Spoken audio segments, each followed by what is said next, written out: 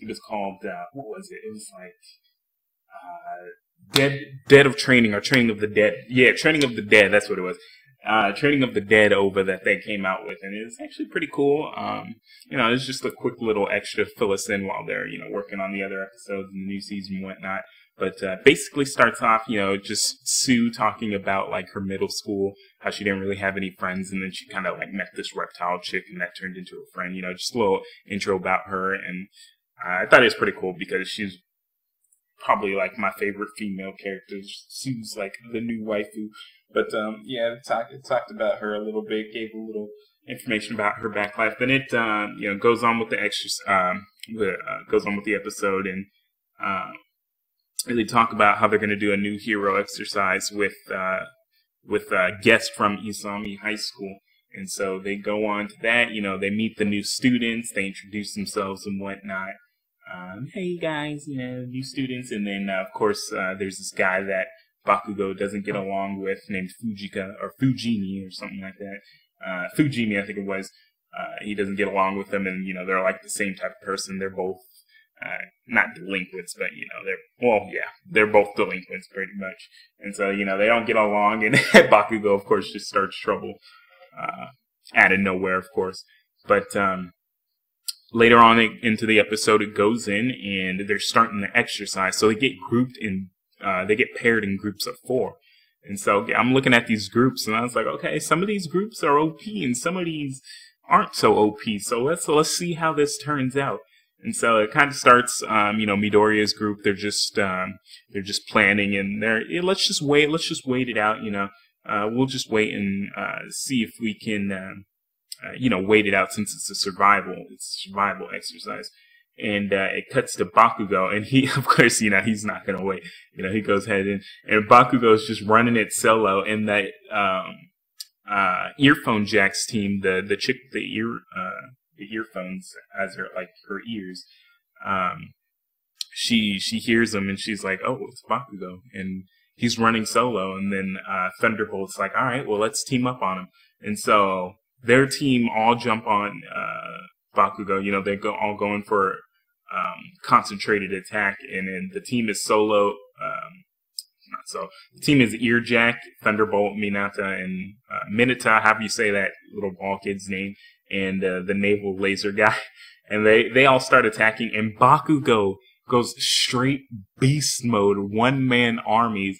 He blows Earphone Jack. He does a little blast in the ground, and it makes her like kind of get knocked out because it was so loud. And then he takes care of the other two, Thunderbolt and the naval laser guy, by turning Mineta's own like balls against him, and he like sticks them together. And so he just totally wipes out that party like a straight boss.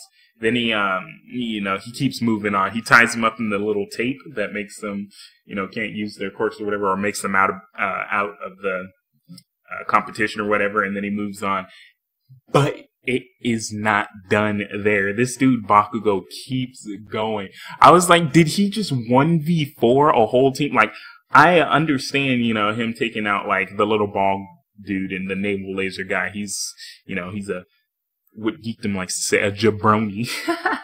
Nah, he's not really that strong, but Thunderbolt's ability is pretty strong. He just doesn't handle it well. And Earphone Jack is also, she's a pretty stable character, I'd like to say. I'd like to think so. But he just 1v4s all of them, takes them out super easily, and then he goes on. And then he gets to Idia's group, where Tokiomi, we already know, the shadow guy, he's already weak because of the light his Bakugo's quirk emits, scares his ghost. So there's not much he can do, even though he's a really strong student. There's not much he can do against Bakugo, so he takes him out pretty easily. Bakugo takes Tokiomi out pretty easily. And then Idia's like, okay, well, I'll handle this. And he goes after Bakugo. Bakugo outsmarts Idia. Like, I know it's like small and it's only an over and whatnot, but still, it's just like, dang, did really? Like, they're falling for it. They're like, man, Bakugo is just smacking everybody. But he outsmarts Idia. And basically, Idia, as soon as he says, I handle this, he runs after Bakugo and turns a corner. because Bokugo kind of like jumps away, which is, you know, he's using tactics. He's not just going head in. He's actually like smart. Like he had this all planned out. And Idia turns a sharp corner and he's going like, you know, he's running pretty fast, and he runs into a whole bunch of tape that Bokugo had already set up. So it's just like, man, he must have had this planned out, or, you know, I set that up awfully quick or something. But he runs in and, you know, basically the rest of the team, he just ties them all up and finishes them all up. And so it's just like, dang, Bokugo just 1v8. He just took on 2 teams by himself. But then Bokugo meets up with his team, and their team meets with the new students, or not the new students, but the guest students from Isami High School. And they start to scrap it out.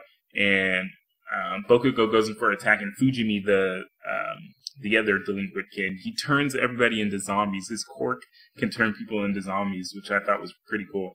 So everybody around him, even his own teammates and Bokugo, all of them, they're all turned into zombies, and everybody who's taped up turned into zombies. And cuts to Midoriya, and he's like, whoa, what's that pink gas? And it shows Shoto's team as well, and he's like, this isn't the time to fight. We gotta run away from that gas. Midoriya's like, yep, let's book it. And so they're running, and the zombies catch up to them. They're like, what the heck? They got turned into zombies. And Midoriya keeps saying, it's just like the movies.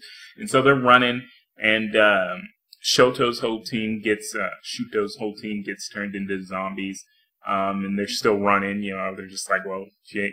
I found it funny that the invisible girl got turned into a zombie, though. That's the only thing I was like, what? Like, with the zombies really, like, not as... I was like, whatever, you know, she's invisible, but whatever. So they all got turned into zombies, and they're still running, so it's just Midoriya's team and Shuto. And then Tsu trips, and her little snake friend, or her serpent friend, or whatever, is getting ready to turn into a zombie, but then she's like... They kind of, like, hold hands, and then they're like, you won't turn me into a zombie, even though...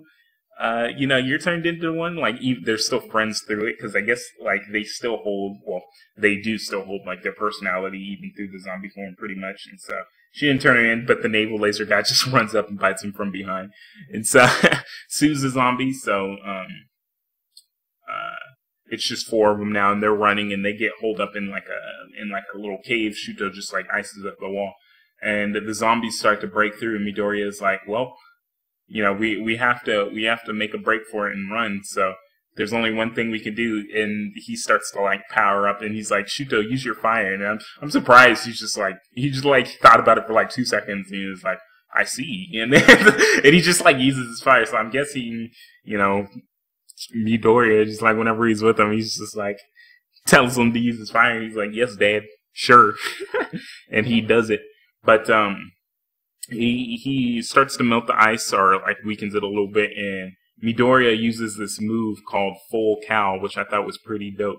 And he just like busts through the ice, and he blows all the zombies, quote unquote zombies, away. But when he looks away, like once the steam has kind of rolled off, it turns out they were already turned back to normal. So everyone's like flying. They're like, what's happening? Where are we? What's going on? And Bokugo's like, you want to fight with me? And Midoriya's just looking like, oh, they're turned back. I'm sorry. I'm sorry.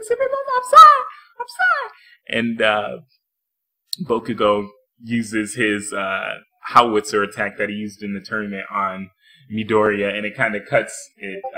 That kind of just like ends the exercise there. It doesn't really, you know, say who won or anything like that. It just kind of ends with the Isami students leaving, and Midoriya in the hospital, just all bandaged up, and All Might's just like, I'm sorry, I couldn't stop it, because he turned it. He lost his form when he was going to save him. He lost his form. He's like, I'm sorry, I couldn't stop the exercise. He's like, would you like a piece of cake? And Midoriya's all bandaged up, getting ready to cry. He's like, I wouldn't be able to eat it. And that kind of ends the episode. But it was pretty cool, just a short little over there. And man, it just really shows like how badass they made Bakugo. Just 1v8ing, like just taking 2 teams by himself is pretty insane. And the teams were, you know, had some pretty consistent students, but I guess we'll see what he brings to the table later on. But yeah, that's basically the end of just my little review there. Hope you guys enjoy we'll be doing more once the official episodes come out and whatnot. And yeah, leave a like, subscribe if you like the video, and I'll catch y'all later. Deuces.